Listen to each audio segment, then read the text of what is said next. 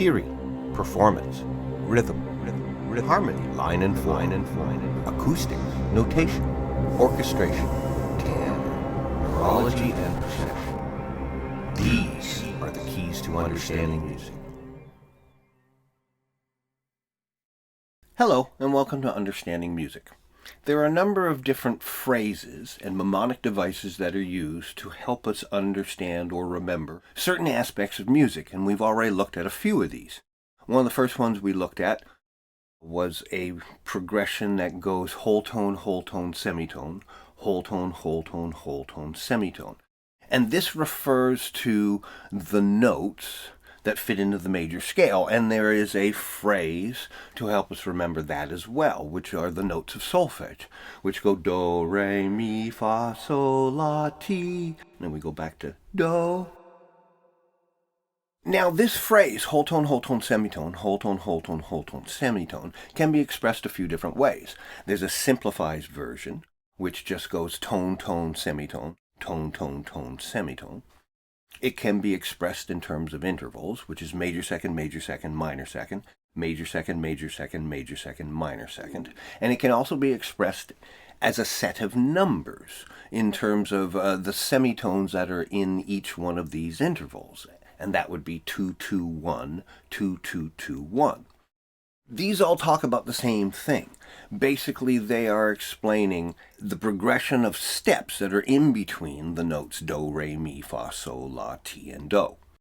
And they have to do with another phrase, which tells us the combinations of notes that comes out of do with another do with a re, do with a mi, and that phrase or progression is perfect unison, major second, major third, perfect fourth, perfect fifth, major sixth, major seventh, perfect octave. This can also be expressed in terms of numbers, how many semitones are in each one of these intervals, and that number sequence is 0, 2, 4, 5, 7, 9, 11, and 12. Now, all these phrases have to do with the major scale and how many steps are in between, or how many semitones are in the combinations of the notes. The other phrases and mnemonic devices, they can be looked at in two different ways. One, phrases that help you remember specific things about music, or they can be looked at in terms of what they really are, is just different ways of counting the first 7 letters of the alphabet, which I suppose in and of itself is another one of these phrases. The 7 notes that we use for music in terms of note names are A, B, C, D, E, F, and G. And that progression after G, it goes back to A and then continues on and on and on.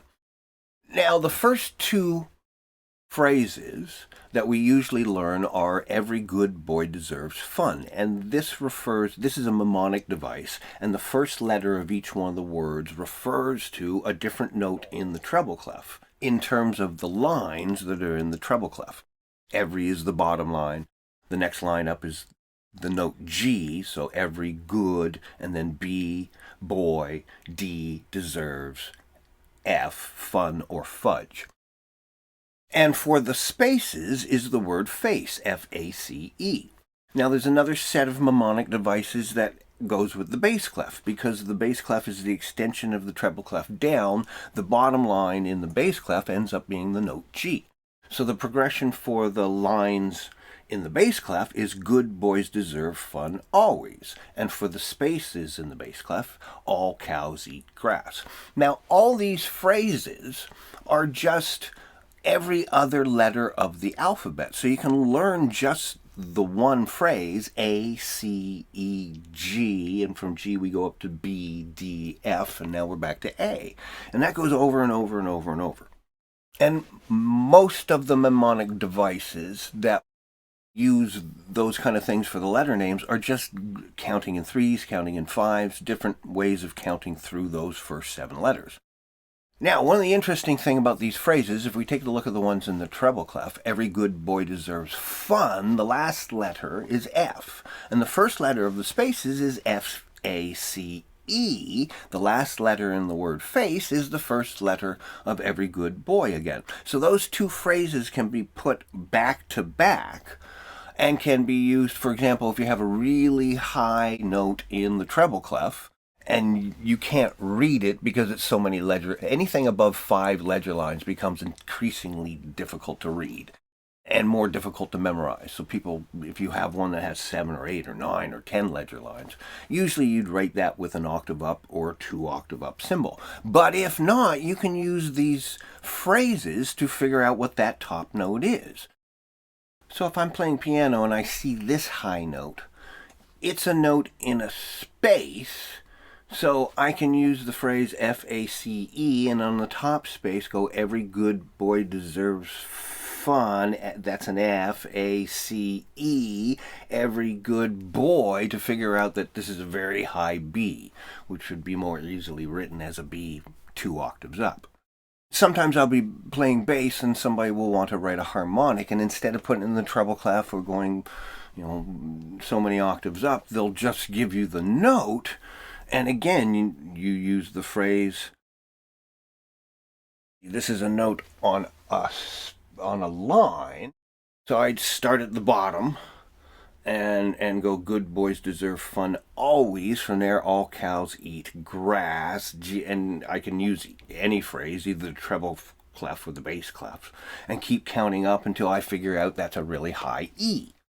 Another way of looking at these phrases is just every other letter of the alphabet. A, C, E, G, B, D, F, A, C, E, G, B, D, F. When I was a kid and I was first learning these phrases, I doodled them on paper. When I was waiting for a bus, I just say them over and over. But I got to the point where it was just sunk into my brain. I also found a neat way of writing it is if you write ACE one way and then EGB going down and then BDF, and you make this little ladder stairs pattern, and what that gives you are the names of the notes, the basic letter names of the notes in all the different triads, and no matter what key you're in. Even F sharp, you start F, A, C, and then C, E, G, and then G, B, D, and that gives you all the different triads that are going to be in F sharp major. The only difference is you have to remember which notes need sharps and which notes don't. Now, there is a mnemonic device, which we have just looked at in the previous video, that helps us remember the order of the sharps as they appear in the different key signatures and the order of the flats. The order that the sharps appear in a key signature is F, and then the C, and then the G, and then the D, and then the A, and then the E, and then finally the B. And this is counting through the alphabet by fives. So if you take the alphabet, A to G, and you count every other letter, then you take that progression, you go every other letter of that, then you have the progression of fifths. And the circle of fifths is made out of this, and all the key signatures have that same order. And there are a set of mnemonic devices to help us remember this progression. Father Charles goes down and ends battle. F is the first sharp. Charles, C is the second sharp. So if we're going to write out the sharps in the key signature of C sharp major, it's Father, F, C, G, D, all through the phrase. The reverse order is the order that the flats appear. So B and then E and then A and then D. And we use that same phrase, we just say it the other way around. Battle ends and down goes Charles' father. Now the one thing that is different about this set of phrases, these phrases actually have a meaning behind it, which has something to do to help us remember which one is for sharps and which one is for flats. And it's a story. It's a story about a young man named Charles, and he has a father. Father Charles goes down and ends battle. So the story is, so there's a battle going on somewhere, and Charles is in that battle. And so Father Charles comes down to the battle, and we don't know what happens, but the battle ends. So they win. And so that's an uplifting story, and it has to do with the sharps. Sharps raise the pitch of a note, a semitone. So that uplifting story is the one used to describe the order of how the sharps appear. Father Charles goes down, and the battle's over, and everybody's happy, other than the families of the people who are dead. Now, the opposite of that for the flats, Battle ends and down goes Charles's father. So there's a battle going on, and by the end of the battle, Charles's father goes down. We assume he's been shot, he's dead. That's sad. And so that's the story that has to do with the flats, because flats lower the pitch of the note, and in most cases, emotionally, it brings it to a lower, sadder type of feel. And so that represents the lowering of the notes. So the sad story goes with the flats, and the uplifting, happy story goes with the sharps. Now, having said that, those are the traditional phrases. If you look online, alternate phrases for musical stuff, there are a plethora of different web pages that have all sorts of different phrases that you can use, and whatever works. One of the things you can do is just learn to say the first 7 letters of the alphabet. Every other by 3s, by 4s, by 5s. If you go by 2s, you're just going up the scale. If you go by 7s, you're just going backwards in the scale. Counting by 6s is thirds going down. Counting by 3 is thirds going up. Counting by 5s is your circle of fifths, and counting by 4s is the opposite, circle of fourths. I hope this was informative. See you soon. Keep safe.